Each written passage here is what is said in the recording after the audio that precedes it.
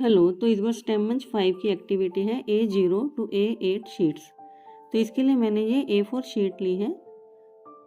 इसकी जो विड्थ है ये हमेशा 210 मिलीमीटर और इसकी लेंथ हमेशा 297 मिलीमीटर्स होती है। तो बड़े साइज़ की बात करते हैं तो ये मैंने एक A4 शीट ली है। इसके साथ जब हम एक और शीट को रख देते हैं तो ये हमारे पास A3 शीट का साइज़ तैयार हो जाता है। A3 शीट जो है ये आर्ट एंड डिज़ाइनिंग के लिए इस्तेमाल की जाती है। जब हम 2 शीट्स और रख देते हैं तो ये A2 शीट बन जाती है। A2 शीट को कैलेंडर्स और पोस्टर्स के लिए यूज़ करते हैं। अब शीट्स का नंबर डबल कर देने पर ये हमारे पास A1 साइज़ की शीट तैयार हो जाती है। A1 साइज़ की जो शीट्स हैं ये चार्ट्स और एजुकेशनल पोस्टर्स बनाने के लिए इस्तेमाल की जाती हैं। अब फिर से शीट्स का नंबर डबल करने पर यानी 16 शीट्स लेने पर A0 साइज़ की शीट तैयार हो जाएगी।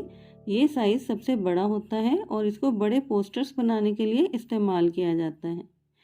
इसका जो एरिया होता है ये 1 स्क्वायर मीटर होता है।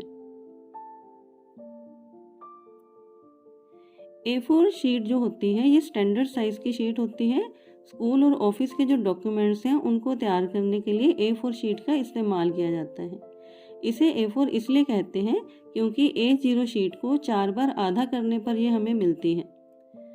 इसको हाफ करने पर जो हमारे पास नया साइज़ बनता है इसे A5 कहा जाता है और इसको नोटबुक के लिए इस्तेमाल किया जाता है। A5 को हाफ करने पर A6 साइज़ की शीट तैयार हो जाती है जिसे कि पोस्ट कार्ड और पॉकेट डायरी के लिए इस्तेमाल करते हैं।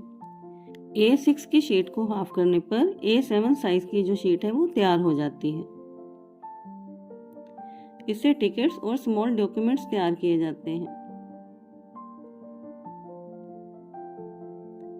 A7 को हाफ करने पर A8 साइज़ की शीट तैयार हो जाती है जो कि बिजनेस कार्ड बनाने के लिए इस्तेमाल किए जाती हैं।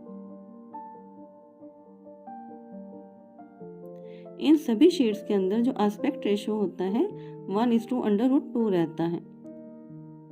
मेरे इन दोनों स्टूडेंट्स ने इस एक्टिविटी को करने में मेरी हेल्प की है। Thank you.